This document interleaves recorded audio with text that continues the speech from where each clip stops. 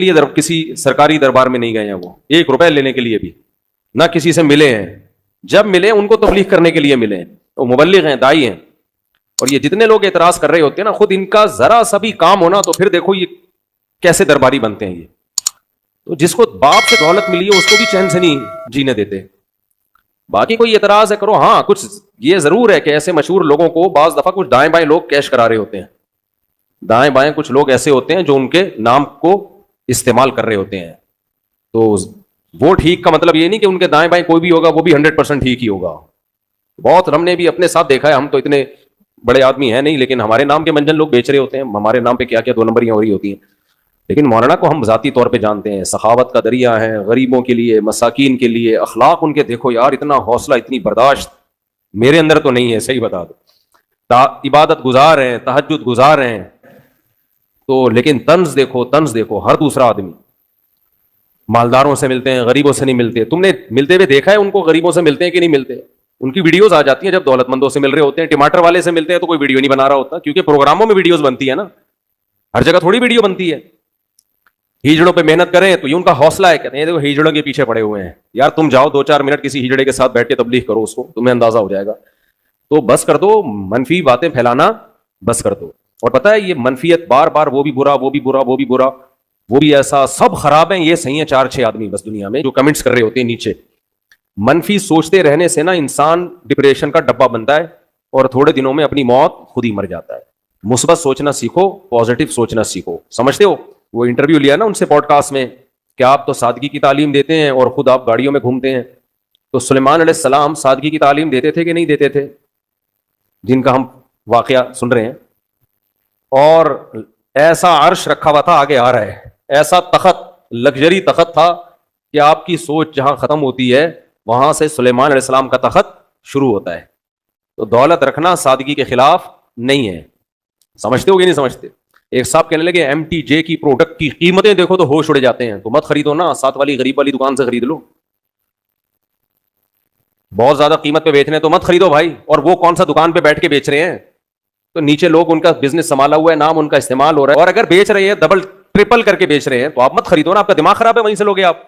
انہوں نے کہا ہے کہ جو میرے MTJ سے جو خوشبو نہیں خریدے وہ دار اسلام سے خارج ہے. مت خریدو یار، آپ بے وقوف ہو.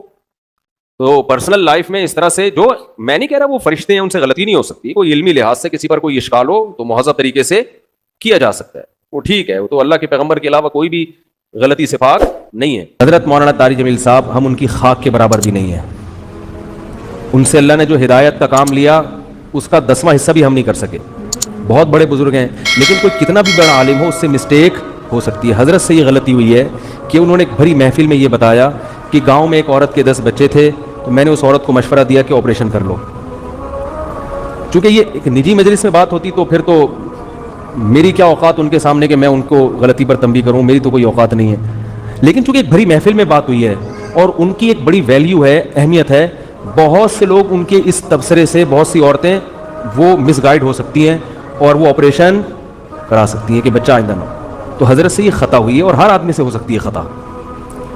ہمیں بات وہ لینی ہے جو اللہ اس کے رسول کی ہے. بات آئیے سمجھ میں. 10 بچے بھی ہو جائیں، 20 بھی ہو جائیں، عورت آپریشن. حضرت نے جو یہ ان کو مشورہ دیا نا، اس گاؤں کی عورت کو، یہ غلط مشورہ دیا. غلطی ہوتی ہے، مجھ سے بھی ہوتی ہے، میں بڑی بڑی مسٹیک کرتا ہوں اور ہم سے تو زیادہ ہوتی ہے، ان سے کم ہوتی ہے. لیکن یہ بہت بڑی مسٹیک ہوئی ہے حضرت سے، جو کہ ہر ایک سے ہو سکتی ہے. لیکن یہ غلط ہے، حرام ہے. 10 کیا 15 بچے بھی ہو جائیں، آپ حمل روکنے کے لیے آپریشن نہیں کر سکتے، نہ مرد نسبندی کر سکتا ہے. اس کی دلیل کیا ہے؟ دلیل اس کی یہ ہے کہ اللہ نے انسان کو اس کے جسم میں کانٹ چھانٹ کی اجازت نہیں دی ہے. خودکشی کیوں حرام ہے؟ آپ اپنے آپ کو مار نہیں سکتے. آنکھ پھوڑنا جائز ہے اپنی، کیونکہ آنکھ میں دیکھنے کی طاقت ہے. آپ کو یہ اجازت نہیں ہے کہ آپ اپنی آنکھ سے دیکھنے کی طاقت ختم کر دیں. کانوں میں اللہ نے سننے کی طاقت رکھی. آپ کان کی خودکشی نہیں کرا سکتے، یعنی جیسے اپنے آپ کو نہیں مار سکتے تو کسی عضو کو بھی نہیں مار سکتے آپ. بات آ رہی ہے سمجھ میں؟ تو اسی طرح یاد رکھو، عورت میں جو اللہ نے قوت تولید رکھی ہے، کوئی ایسا طریقہ اختیار کرنا کہ یہ سرے سے قوت ہی ختم ہو جائے، تو عورت نے اپنے اس عضو کو ناکارہ بنا دیا. تو جیسے آنکھ کو اندھا بننا جائز نہیں آپ کے لیے، ناک کاٹنا، کان کاٹنا جائز نہیں، تو اسی طرح عورت کے لیے قوت تولید ختم کرنا حرام ہے، کیونکہ یہ قرآن کے بالکل خلاف ہے.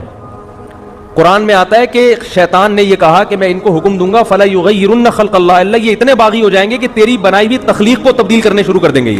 یہ تو نے جو جس ڈیزائن میں پیدا کیا ہوگا نا اس تخلیق کو کیا کر دیں گے یہ. تو عورت میں اللہ نے تولید کی صلاحیت رکھی ہے. عورت وقتی طور پر حمل روکنے کی تدبیر اختیار کر سکتی ہے کسی ضرورت سے، جیسے صحابہ بھی کرتے تھے، لیکن قوت تولید کو کسی قیمت پہ ختم نہیں کر سکتی. یہ پھر اللہ کی بنائی ہوئی تخلیق کو کیا ہے، اور یہ سب کے نزدیک حرام. دیوبندی بھی علماء بھی حرام کہتے ہیں.